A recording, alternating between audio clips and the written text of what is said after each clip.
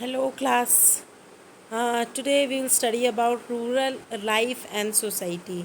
तो अब तक हमने देखा कि ब्रिटिशर्स कैसे बक्सर के युद्ध के बाद, प्लासी के युद्ध के बाद अपने पैर अच्छे से जमा चुके थे इंडिया में। उन्होंने बहुत अच्छे से सीख लिया था कि कैसे लोगों को आपस में लड़ाना है और कैसे फ़ायदा उठाना है।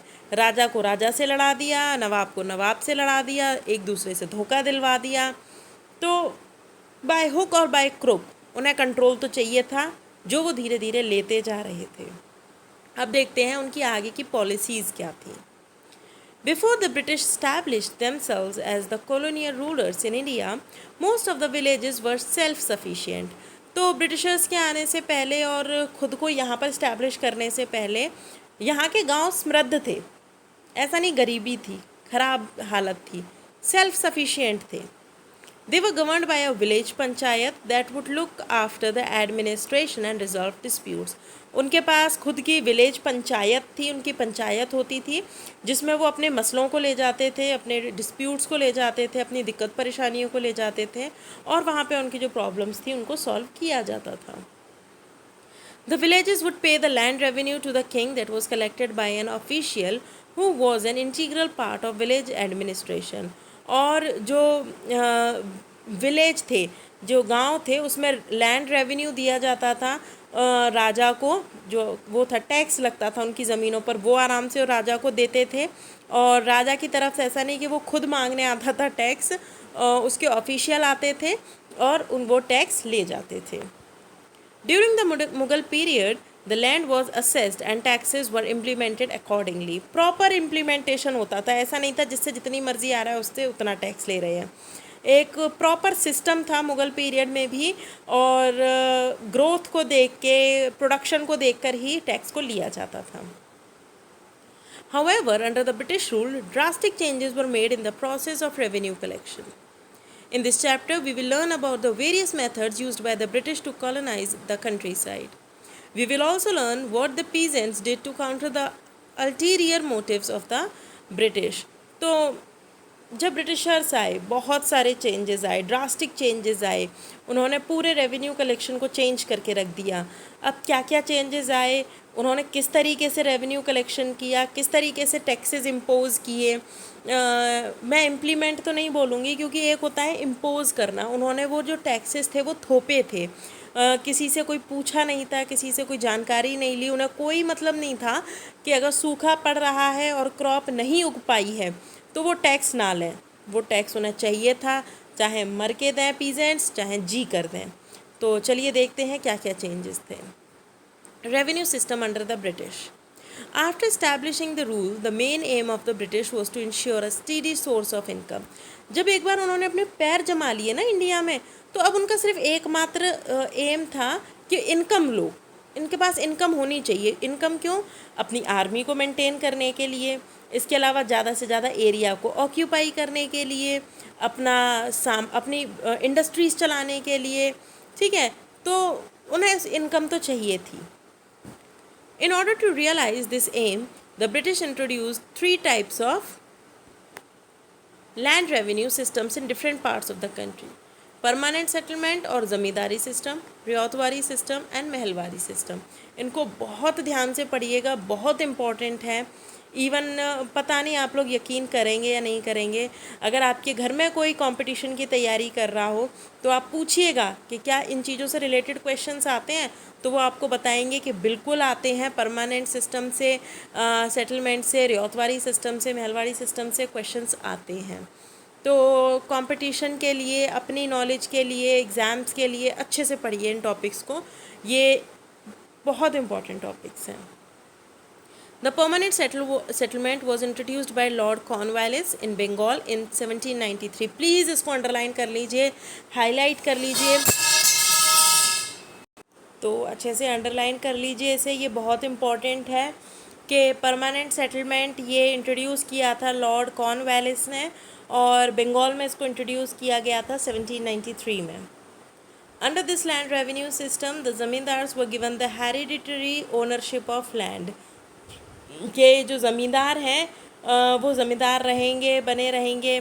इसके अलावा जो उनके रिलेटेड पावर हैं वो भी उनके पास रहेंगी, और ये हेरिडिटरी होगा। हेरिडिटरी मतलब ज़मींदार का बेटा ज़मींदार, उसका बेटा ज़मींदार, उसका बेटा zamindar. They were responsible to collect tax on the behalf of the British, और ब्रिटिशर्स के बिहाफ पर यानी ब्रिटिशर्स की तरफ से वो जो ज़मींदार उन लोगों ने बनाए वो लैंड रेवेन्यू को कलेक्ट करेंगे। They had to pay 89% of the revenue collected to the British while keeping the remaining 11%. तो देखो ज़मींदार अगर कभी कोई आपको बताए ना कि देखो ये आदमी ज़मींदार रहा है, तो आप ये मान के चलो कि उसने कहीं ना कहीं ब्रिटिशर्स का साथ दिया ही होगा। क्योंकि देखो ना ज़मींदार क्या कर रहे थे, ज़मींदार 89% तो दे रहे थे ब्रिटिशर्स को और 11% अपने पास रख रहे थे। Land revenue was fixed for a period of 10 years. This was done to keep a check on corrupt revenue officials who would not be able to change the land revenue at will. तो 10 साल के लिए fix कर दिया जाता था कि 10 साल आपको इतना रेवेन्यू देना ही देना है। ये ऐसा इसलिए किया जाता था जिससे कि जो रेवेन्यू कलेक्ट कर रहा है ज़मींदार वो कहीं भी चीट ना कर ले, है ना। इसके लिए लैंड रेवेन्यू को फिक्स कर दिया जाता था 10 साल के लिए। The permanent settlement turned out to be the most fruitful for the zamindars.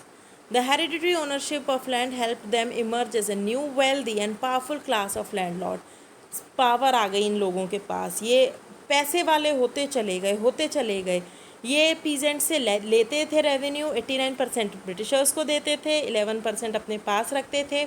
इन्हें कोई मतलब नहीं था कि जो पीजेंट्स हैं, जो फार्मर्स हैं, जो बेचारे गरीब लोग हैं, उनका फार्मिंग हुई है नहीं हुई है, उनकी क्रॉप उगी है नहीं उगी है, उन्होंने अपने लिए कुछ बचाया है नहीं बचाया, इनको कोई मतलब नहीं था। इनको सिर्फ अपना कलेक्शन करना होता था, ब्रिटिशर्स को देना होता था और ख़ुद का पैसा कमाना होता था। बहुत फ़ायदेमंद ये ज़मींदार के लिए साबित हुई और वो लोग एक नई क्लास को जन्म दे दिया इस चीज़ ने, और अब एक नई क्लास ऐसी बनी जिसके पास पैसा था, जिसके पास पावर थी। Also, the increased revenue generated from the increase in the cultivable land went into the hands of the zamindars, thereby making them wealthier. इसके अलावा उनके पास लैंड भी होती थी और वो लैंड एक से दूसरे को, मतलब बाप से बेटे को, बेटे से उसके बेटे को मिलती चली जाती थी। On the other hand, the system made the living conditions worse for the cultivators. They were often subjected to oppressive methods of revenue collection. For example, they were evicted from their own lands by the zamindars on grounds of non-payments of dues and thus converted into tenants. सोचो उनकी condition क्या हो गई थी। ये लोग तो अच्छे खासे रह रहे थे, इनको तो कलेक्शन मिल रहा था, पर जो कल्टीवेटर्स थे, जो अपने खेतों में काम करते थे, उनके संग बड़ी कंडीशन ख़राब हो गई थी। क्यों ख़राब हो गई थी? क्योंकि जब वो पैसा नहीं दे पाते थे, जब वो रेवेन्यू नहीं दे पाते थे, तो या तो उनकी ज़मीन से उनको बेदखल कर दिया जाता था, उनकी ज़मीन है, उनके घर ले लिए जाते थे, उनको कर्ज़े में डुबा दिया जाता था। इसके अलावा उन्हें इतना मजबूर कर दिया जाता था कि वो बेचारे अपनी ही ज़मीन पे काम करते थे उन लोगों के लिए, ज़मींदारों के लिए। तो सोच सकते हो कि अपनी ही ज़मीन पर आदमी दूसरे के लिए काम कर रहा है सर्वेंट की तरह। तो फ्रूटफुल तो था, लोगों के लिए नहीं, ज़मींदारों के लिए permanent settlement. The Ryotwari system was introduced in the Madras Presidency by Sir Thomas Munro between 1820 to 1827. तो अंडरलाइन कर लीजिए, रियोतवारी सिस्टम मद्रास में इंट्रोड्यूस किया गया था। सर थॉमस मुनरो ने इसको इंट्रोड्यूस किया था between 1820 to 1827. The word Ryot means peasant. Under the Ryotwari system, the peasants were the owners of the land and the British government directly collected tax from them. इसके अंदर ज़मींदार नहीं था, बीच में जो परमानेंट सेटलमेंट के बीच में जो ज़मींदार था, इसके अंदर कोई ज़मींदार नहीं था। ब्रिटिशर्स सीधा जिसकी ज़मीन होती थी उससे टैक्स लेते थे। This system was establish to remove the middle man, that is the zamindar. तो ये सिस्टम इसलिए इंट्रोड्यूस किया जिससे ज़मींदार को भी 11% ना देना पड़े। अब तो 100% उनका हो गया, पहले 89% था, 11% ज़मींदार को मिल रहा था, अब ज़मींदार को कुछ नहीं मिलेगा। दैट इज़ द ज़मींदार. It was believed that the removal of the zamindar would ensure a higher revenue collection, while protecting the ryot or peasant from the undue exploitation. हाँ, थोड़ा बहुत इससे लोगों को राहत तो मिली, जो ज़मींदार उनका दिनों रात एक्सप्लॉइटेशन कर रहे थे उससे थोड़ा सा उनको राहत मिली। However, the system aggravated the conditions of the peasants. Percentage of tax levied on them was usually very high without subject to any exemption even during a natural calamity. ठीक है, बीच का आदमी हट गया था, ज़मींदार हट गया था, पर इसका मतलब ये नहीं कि लोगों की कंडीशन सुधर रही थी या लोगों की कंडीशन अच्छी थी। लोगों की कंडीशन ख़राब ही होती जा रही थी, क्योंकि उन्हें तो टैक्स देना होता था। वो कैसे टैक्स दे रहे हैं? इसके अलावा कोई नेचुरल कैलेमिटी आ जाए, सूखा पड़ जाए, बाढ़ आ जाए, बारिश ना हो, है ना, या कुछ और दिक्कत हो जाए, फसल बर्बाद हो जाए, इससे ब्रिटिशर्स को कोई मतलब नहीं था। उन्हें सिर्फ अपना रेवेन्यू चाहिए था। If a peasant fail to pay their taxes on time, their land was sold off. अब फिर भी बेचारा नहीं दे पाता था ना पैसे, तो उसकी ज़मीन को बेच देते थे। The fear of losing land force the peasant to take loans from money lenders to pay their taxes. अब पता है, ये एक अलग गड्ढा, एक अलग ही माहौल बनता जा रहा था कि या तो अब आप ही देखो, आप इस कंडीशन में हो कि आपसे ये बोल दिया जाए कि मुझे टैक्स दो, नहीं तो मैं तुम्हारी ज़मीन को बेच दूंगा। तुम क्या सोचोगे कि भाई ज़मीन रहेगी तो शायद अगली बार क्रॉप उगाकर मैं अपनी जो रेवेन्यू है उसको पूरा कर दूं, पर ज़मीन चली जाएगी तो मुझे कुछ भी नहीं करने को मिलेगा। तो लोग बेचारे मजबूर होकर ना उधार लेते थे। जो उधारी देते थे ना, मनी लेंडर्स होते थे, तो उनसे उधार पैसा लिया करते थे और उसकी ब्याज बहुत ज़्यादा जाती थी। However, even the moneylenders charged high interest on loans and seized the land of the peasants if they failed to repay their loans on time. अब वो भी जो पैसे देंगे मनी लेंडर, वो भी ऐसा तो है नहीं कि वो उठाकर दे देंगे जो ले जा भाई और अपना कर्जा चुका दे। वो भी अपनी ज़मीनों को गिरवी रख कर, आपने इवन पिक्चर्स में और पुराने प्रोग्राम्स में देखा होगा कि ज़मीनें गिरवी रख दिया करते थे और उसके बाद पैसा लेते थे। और जब ज़मीनें गिरवी रख दी और पैसा नहीं लौटा पाए, तो जो मनी लैंडर्स थे वो भी उनकी ज़मीनों को ज़ब्त कर लेते थे, हड़प लेते थे। तो कितने मजबूर रहे होंगे ना उस समय के लोग कि या तो अपनी ही ज़मीन पर प्रॉपर टैक्स दो, नहीं तो या तो मनी लैंडर बेच देगा या फिर ब्रिटिशर्स उसको खरीद लेंगे, उसको उसको उसको हथिया लेंगे। तो ब्रिटिश ये जो पीजेंट्स थे उनकी किसी भी तरीके से कंडीशन सुधर नहीं पा रही थी। उस पर अब एक और system, Mahalwari system. Mehalwadi system was a modified version of the Zamindari system. It was introduced by Holt Mackenzie in 1822 in northwest India, Punjab and parts of central India. Under the Mehalwadi system, a group of villages were collectively known as a महल और state. तो Mahalwari system के अंदर जो villages का group होता था उसको बोलते थे महल और estate. The land in these villages was collectively owned by the village community, who was jointly responsible for the payment of land revenue. The rate of land revenue changed over a period of time. तो ये थोड़े time के बाद change कर देते थे, जो उनका टैक्स होता था उसको चेंज करते रहते थे ये लोग। और अब पूरे के पूरे जो उस ग्रुप का था वो एक प्रॉपर टैक्स जाया करता था। The highland revenue made the peasant community impoverished and dependent on money lenders. This exploitation frustrated and angered the peasants, who expressed themselves by rebelling against the land revenue systems. अब बहुत ज़्यादा लोगों के अंदर गुस्सा आ गया, बहुत ज़्यादा लोग गुस्सा हो गए इस चीज़ से। बेचारे कितना सहते, अपनी ही ज़मीन पर मार खा रहे हैं, रेवेन्यू दे रहे हैं, नहीं दे पा रहे हैं तो लैंड ले ली जा रही है। तो इसके लिए उन्होंने प्रोटेस्ट करना शुरू किया। Now, commercialization of agriculture. Agriculture witnessed numerous changes under the colonial rule. The Industrial Revolution during the 18th century led to the establishment of factories in Britain. तो इंडस्ट्रियल रेवोल्यूशन का टाइम था जब Britain में बहुत नई नई factories लगाई जा रही थी। These factories required raw materials which the British supplied from India. अब इंडस्ट्रीज़ को ज़रूरत होती है कच्चे माल की, रॉ मटेरियल की, और वो रॉ मटेरियल ब्रिटिशर्स पहुंचा रहे थे इंडिया से ब्रिटेन में। The British forced the Indian farmers to grow cash crops such as jute, cotton, rubber and indigo to ensure a regular supply of raw materials to the newly established factories in Britain. अब देखो एक और मजबूरी, लोग खाने के लिए agriculture करते हैं, भाई एग्रीकल्चर मेन तो खाने के लिए होता है। अब जब वो खाने के लिए ही नहीं उगा पाएंगे तो फिर क्या फ़ायदा, है ना, खाने के लिए ही नहीं उगा पा रहे हैं। अब वो क्या उगा रहे हैं, जूट, कॉटन, रबर, इंडिगो, जो कि ये लोग ब्रिटेन में भेज पाए और इनकी इंडस्ट्रीज़ में काम हो पाए। This policy of the colonial government of promoting the cultivation of cash crops for their remunerative value is known as the commercialization of agriculture. The commercialization of Indian agriculture contributed to the success of the Industrial Revolution in Britain. लोग हमारे मेहनत कर रहे थे, ज़मीनें हमारी थीं, सामान हमारा था, लोग हमारे उगा रहे थे और प्रोग्रेस हो रही थी ब्रिटेन में।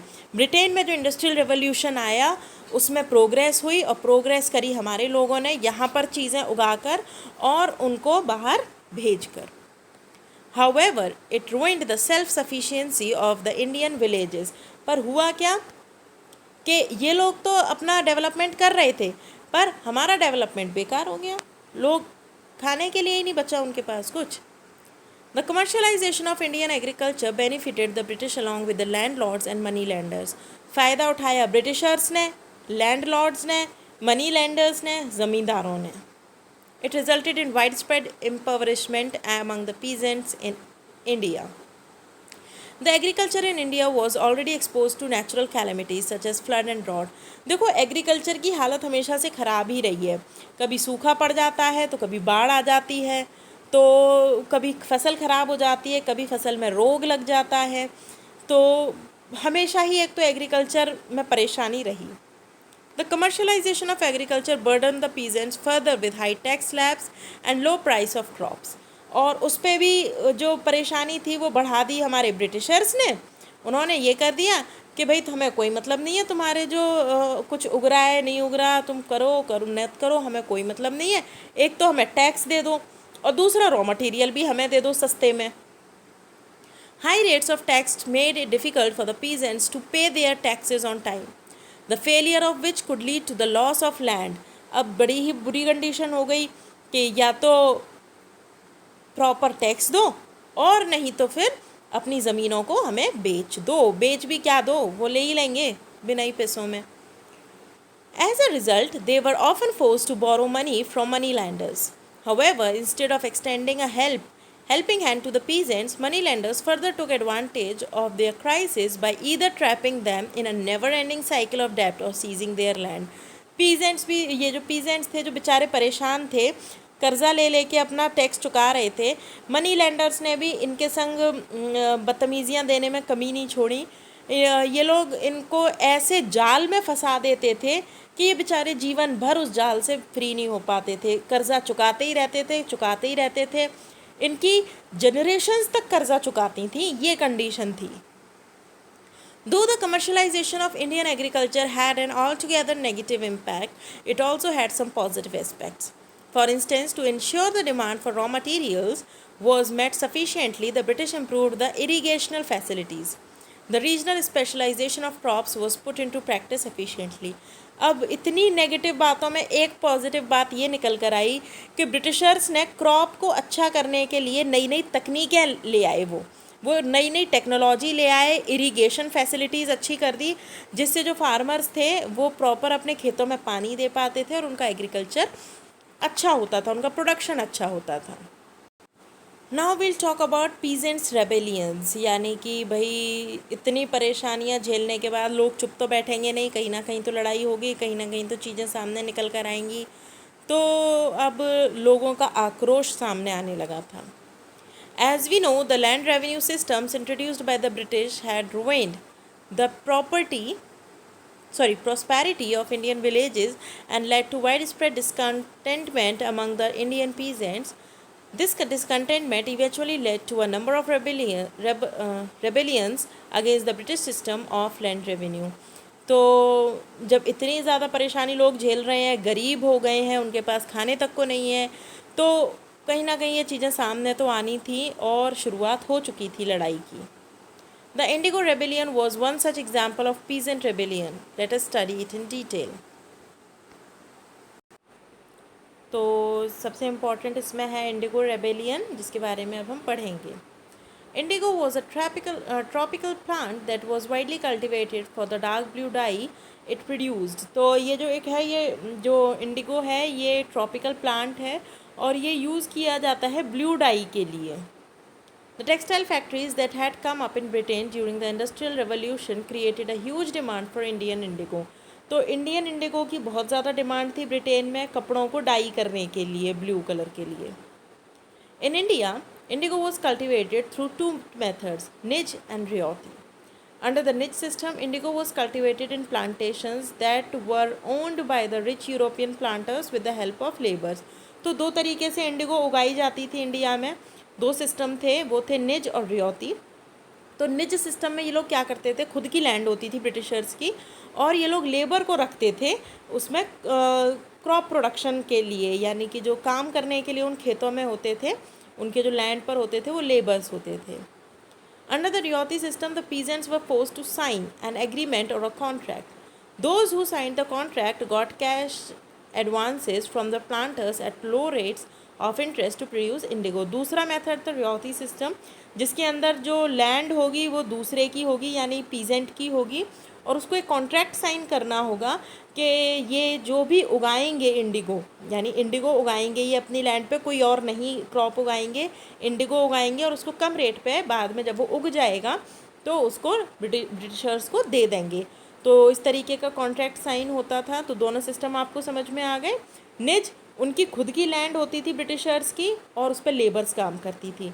रियोती पीजेंट्स की खुद की लैंड होती थी, फार्मर की खुद की लैंड होती थी, पर कॉन्ट्रैक्ट साइन होता था, और इसके कॉन्ट्रैक्ट साइन करने के एवज में उन्हें कुछ पैसा मिलता था जिससे वो अपनी क्रॉप प्रोडक्शन कर पाएँ। But the loan terms insisted that the ryots cultivate indigo on at least 25% of the area under their holdings and deliver the crops at a very low price.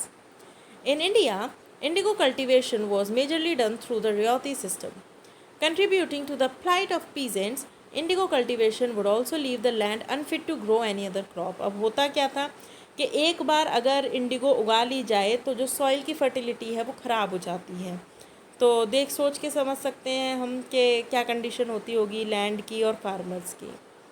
Consequently, the cultivation trapped peasants in a never-ending cycle of debt as they were unable to pay back the loans taken from the indigo cultivation.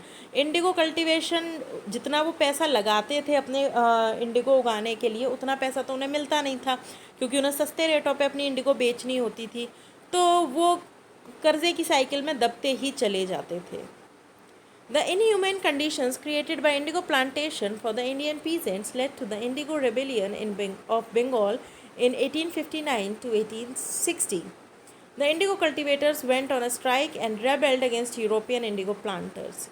आक्रोश था लोगों में, और यहाँ पर लोगों के अंदर गुस्सा था, उस गुस्से को निकालना उनको था ही, तो उन्होंने ये रेबेल कर दिया। ये Unable to contain the rebelling peasants, an indigo commission was formed to review the situation and resolve the problems. जब इन्होंने इस तरीके से इसके खिलाफ प्रोटेस्ट किया, तो प्रोटेस्ट में जब यूरोपियंस इंडिगो प्लांटर्स के अगेंस्ट उन्होंने स्ट्राइक भी कर दी, तो इस प्रोटेस्ट में तो लोगों को उनकी बात सुननी पड़ी और उनकी प्रॉब्लम्स को रिजॉल्व करना पड़ा, और इसके लिए उन्होंने इंडिगो कमीशन बनाया। The commission accepted the fact that indigo cultivation was not profitable for the ryots, और उस जो कमीशन को जो बनाया उन लोगों ने, उसने भी ये बात मानी कि जो इंडिगो कल्टीवेशन हो रहा है उससे ryots को कुछ भी नहीं मिल रहा है। However, it was also asked the ryots to fulfill their existing contracts. After fulfilling the contract, the ryots were given a choice to refuse future contracts to grow indigo. इन्होंने बोला कि ऐसा करो, जो अपने तुम्हारे पुराने कॉन्ट्रैक्ट्स हैं उनको पूरा करो, और उसके बाद तुम्हारी मर्जी है कि तुम करना चाहो या ना करना चाहो। The organized efforts and coordination of the peasants led to the discontinuation of indigo cultivation in Bengal. और ये हुआ कि उन्होंने अपना पुराना जो भी था उसको क्लियर किया और आगे कल्टीवेशन करने के लिए बंगाल में मना कर दिया। Nevertheless, it continued till the 20th century in Bihar. पर वहाँ तो ख़त्म हो गया, पर 20th सेंचुरी तक बिहार में सेम कंडीशन रही। उन्हें इंडिगो उगाना था लोग, और ब्रिटिशर्स को कम रेट पर उसको दे देना था। Here the peasants were forced to sell their indigo at low prices. It was only in 1917, under the leadership of Mahatma Gandhi, that they could successfully increase the price at which the planters brought indigo from them.